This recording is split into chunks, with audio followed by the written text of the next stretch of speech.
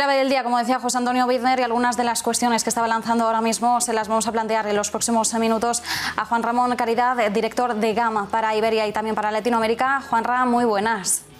¿Qué tal? Muy buenas tardes. Juan Ramón, a ver,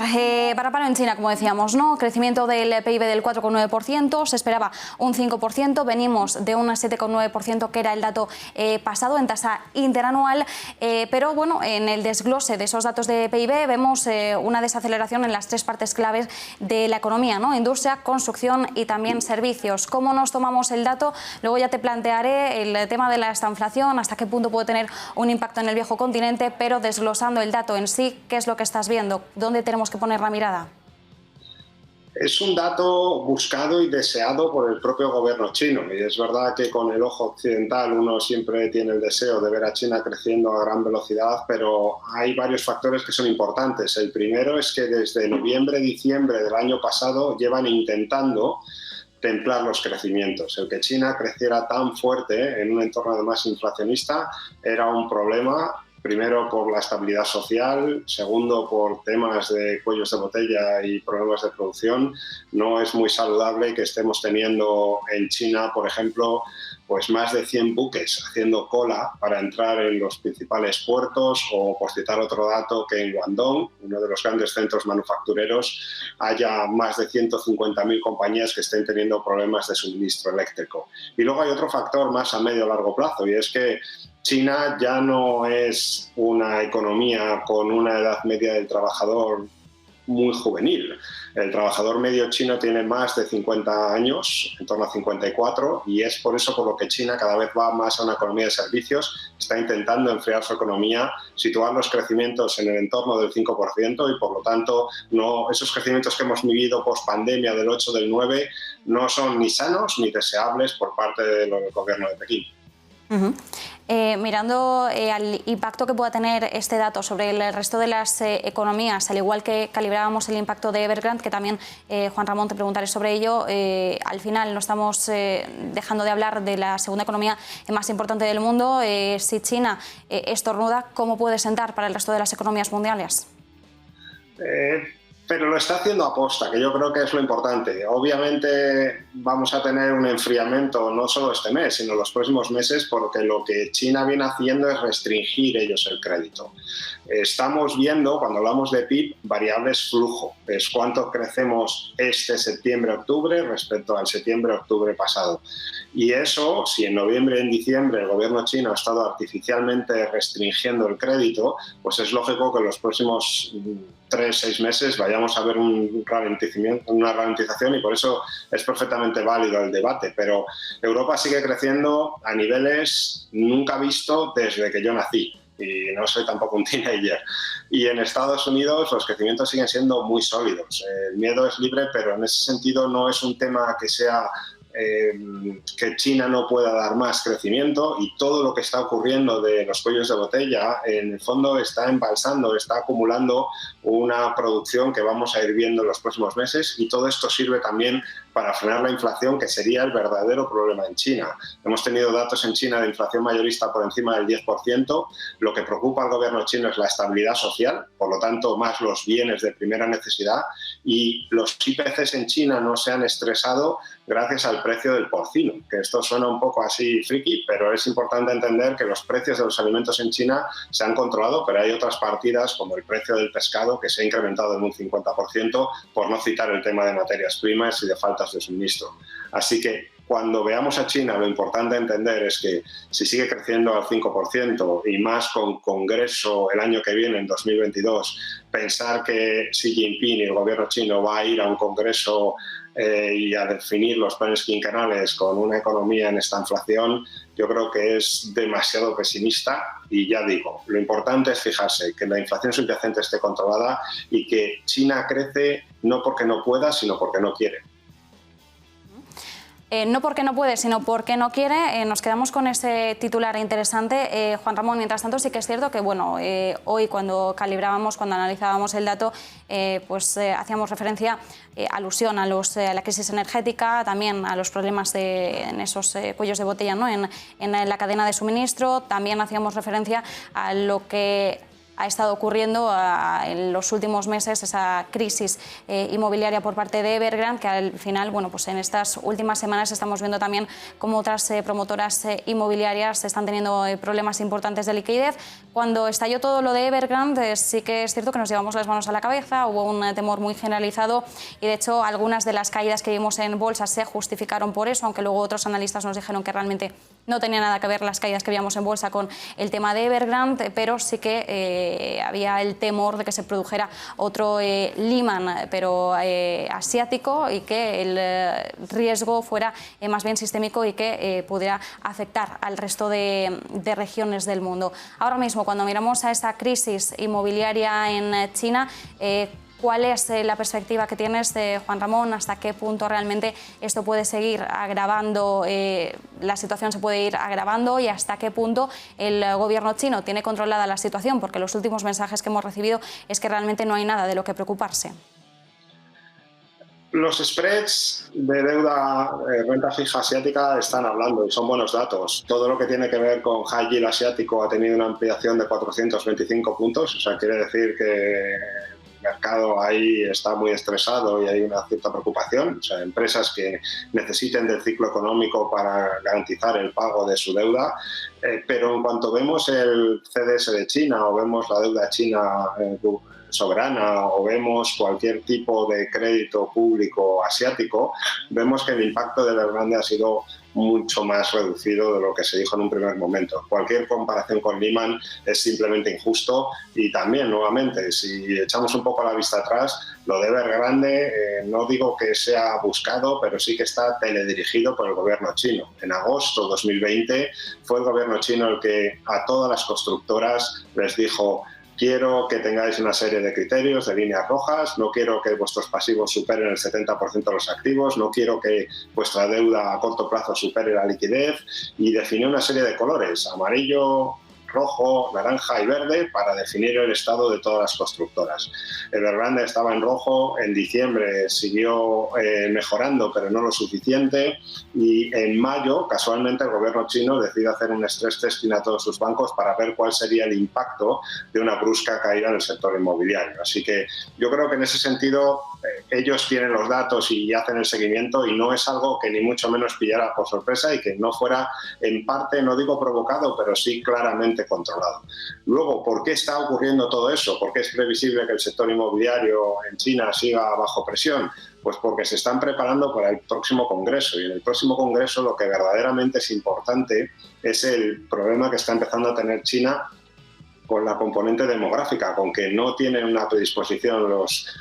chinos a tener un segundo o un tercer hijo, ni siquiera cuando se han quitado desde 2015-2016 las limitaciones. Desde 2017, si uno analiza la natalidad del segundo hijo y por lo tanto extrapola cuál puede ser la evolución demográfica de China, ve que las cosas empiezan a ser más de economía madura. Y en ese sentido, lo que está haciendo el gobierno chino es facilitar todo lo que sea el tener ese segundo hijo, y por eso las reformas para que los padres no tengan estrés por tema de educación privada, por eso las limitaciones al juego a una sola hora de los chavales, y en parte también por eso controlar los precios de la vivienda, que allí donde son las regiones o los hukou más caros son donde están los mejores colegios, y también estaba siendo uno de los temas que restringe o desincentiva la natalidad. Así que yo creo que es importante entender también que, nuevamente, no es un tema de, como fue la crisis de Lehman, de no sé dónde tengo los bonos porque están metidos en CDOs o en Square CDOs o en salchichas de salchichas financieras, y por lo tanto está trufado el sistema financiero. Aquí es un tema teledirigido y es un tema que tiene una finalidad mucho más a largo plazo, que cuesta entender en Occidente, y que es dar respuesta a lo que es un problema que compartimos en Occidente, y es el problema de la natalidad y de la sostenibilidad demográfica. Sí que estamos viendo y bueno, asistiendo, ¿no?, a ese cambio demográfico importante ahora mismo en China, como decías, esa dificultad que estamos viendo ahora pues en muchas familias, ¿no?, para llegar a ese segundo, a ese tercer hijo, que está produciendo todo este cambio ahora mismo también en el mercado laboral. También en China estábamos vigilando, y lo hemos estado haciendo estos últimos meses, la situación que está ocurriendo respecto a sus grandes tecnológicas. Al final, cuando hablamos de China como segunda potencia, como segunda mayor potencia económica del mundo. Es inevitable que siempre la estemos comparando con Estados Unidos y de hecho si algo tenía China y sigue teniendo es pues un importante tejido empresarial en el ámbito tecnológico que de alguna forma pues pretende hacer frente a ese Silicon Valley, pero hemos estado viendo cómo por parte del gobierno chino, en un esfuerzo por controlar quizás los excesos de mercado, por así decirlo, e incluso el poder cada vez mayor que tienen las tecnológicas, pues les ha puesto cierto veto, cierto freno. Lo hemos visto con el gigante del e-commerce Alibaba, que es el Amazon chino, para que nos entendamos. También lo hemos estado viendo con Didi Chuxing y pues la semana pasada, por ejemplo, conocíamos como una empresa estadounidense como es LinkedIn salía de China poniendo de nuevo en relieve lo que está ocurriendo ahora mismo con ese clima de las tecnológicas en el gigante asiático que cada vez se está volviendo más tenso. Respecto a esta situación, respecto al coto que está poniendo el gobierno chino ahora mismo en las grandes tecnológicas, Juan Ramón, ¿cuál es la perspectiva? Se mezclan dos cosas y es un tema hiperinteresante, lo has descrito muy bien. En el tema tecnológico lo que está ya bastante claro es que China ya no es que sea segunda potencia, sino a poco que uno entienda de inteligencia artificial, de algoritmos y cómo se construyen todos los procesos de Big Data, lo que tiene China es muchísima gente y lo que está controlando o intentando controlar el gobierno chino, poniendo un poco coto a las tecnológicas, es todo lo que tiene que ver con el dato del individuo, el B2C. O sea, lo que de verdad está intentando no es ir contra las tecnológicas como empresa privada, sino que quiere tener la garantía del control del dato final. Dicho más sencillo, si uno va a invertir en temas de energías limpias o en cualquier tecnología que su cliente sea otra empresa, que sea B2B, ahí no está poniendo el foco el gobierno chino. Quiere controlar el dato porque el dato es esencial para todo lo que tiene que ver con Big Data, con inteligencia artificial, y en ese contexto se enmarca también por qué han prohibido el minado y todo lo que tiene que ver con blockchain, sacándolo porque lo que de verdad quiere China es controlar ese poder y ese liderazgo que va a definir los próximos 10 o 15 años y que probablemente China ya esté por delante de todos los países desarrollados, aunque cueste creerlo. Y eso se junta con una derivada de lo que hemos comentado antes. Xi Jinping, cuando habla de Common Prosperity, lo que quiere hacer es en español ha dicho cambiar de estructura de pirámide de la sociedad, o sea, de que un 1% tenga el 30% de la riqueza, a una cosilla que es una distribución en forma de aceituna, olive shape. En inglés suena más elegante, pero lo que está haciendo es decir, oye,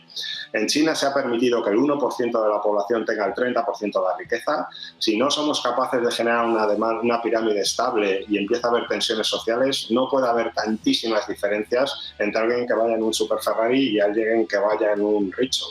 Y lo que está intentando también, diciendo a las tecnológicas, más que a las tecnológicas, a los grandes magnates tecnológicos, es de vuestros beneficios empezar a crear Common Prosperity Funds, o sea, fondos para distribuir parte de la riqueza a la sociedad, y al mismo tiempo está poniendo coto a que haya grandes magnates que puedan en algún momento convertirse en pequeños reinos de taifas, porque las tecnológicas generan tal nivel de riqueza en el Hukou o en el estado en el que están, que al final tienen un poder que en algún momento podría ser desestabilizador. Así que es la combinación de dos cosas.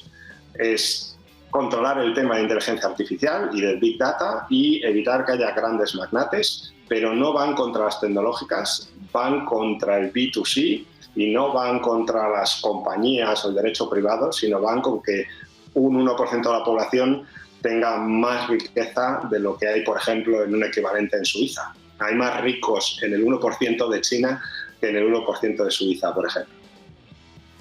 Muy interesante, ¿no? Cómo se está conformando la economía mundial y cómo, como decías, va a ir tan encauzada, tan dirigida a estas nuevas tecnologías, a la inteligencia artificial, y cómo China, por tanto, va a querer controlar todo lo que tenga que ver con estos factores y actores que van a ser tan relevantes de cara al futuro crecimiento. Y ya una última cuestión, Juan Ramón, y ya te dejo libre. Respecto a la crisis energética, que estamos tan pendientes y que está afectando de distintas formas a las distintas distintas regiones. Bueno, hoy de alguna forma algunos de los grandes titulares que cuando conocíamos ese dato de PIB peor de lo esperado en China, bueno, pues veíamos como la crisis energética era uno de los grandes lastres, incluso se hablaba de obstruir la economía internacional. A mí me gustaría que pusiéramos un poquito los puntos sobre las IES y hasta qué punto tenemos que ser tan catastróficos cuando hablamos del impacto negativo que está teniendo esta crisis energética en la que es la segunda mayor potencia económica del mundo.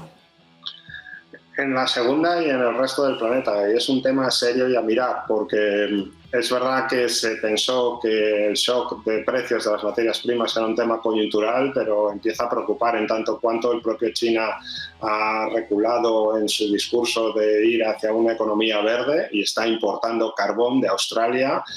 país por el cual no pasan sus mejores momentos después de todas las crisis y todo el comentario que ha habido con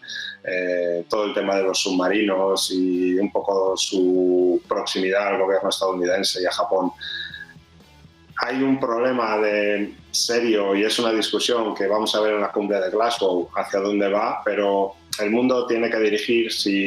si invertimos 3 veces más en energías limpias, y eso es un coste muy importante, o seguimos en un entorno donde a día de hoy, en la última década, las empresas energéticas han dejado de invertir cerca de un 30% de lo que deberían, han reducido su nivel de inversión, y eso empieza a generar problemas inflacionistas. El que en Europa estemos con los inventarios de gas al 72% cuando deberían estar llenos por un tema estacional, pues nos da una vulnerabilidad que explica lo que está ocurriendo. Y no es el dramatizar por dónde se han ido los precios del gas en España, por ejemplo, a 320 euros, sino porque los futuros a un año de gas, que es con lo que se suelen cubrir las eléctricas, han estado en niveles de 150, que es un nivel muy alto. Estamos en un mundo donde tenemos que aceptar que si vamos a una energía verde, eso es inflacionista y genera tensiones, y que lo más caro de cambiar de modelo no es en sí el tener el nuevo modelo, sino la transición entre ambos y el mantener los dos. Y ahí es donde de verdad todos nos tenemos que preguntar, no solo China, pero sin lugar a duda hay un cuello de botella serio, hay una falta de capacidad en un entorno donde nos hemos pasado los economistas intentando estimular la demanda, y ahora que lo hemos conseguido tenemos un problema de oferta, tenemos unas limitaciones serias de materias primas. China ha dicho que va a garantizar el suministro a toda costa y lo va a hacer incluso por encima pero también era noticia esta mañana como muchos de los grandes proveedores de las grandes industrias chinas están diciendo a sus clientes que puede haber faltas o problemas de suministro energético y por lo tanto que se vayan acostumbrando. Así que el tema de materias primas es un tema a seguir de cerca, porque no es solo un problema chino ni es simplemente un tema estacional. Acostumbrando, ¿no? Pues veremos a ver cómo va evolucionando todo, y sobre todo pues en Europa, que estábamos cruzando los dedos por tener un invierno menos frío que el que tuvimos el año pasado, que tuvimos un invierno y además una primavera también inusualmente fría. A ver qué ocurre también respecto a esto. Como siempre, Juan Ramón Caridad, director de GAM para Iberia y Latinoamérica, muchísimas gracias por el análisis. Un placer.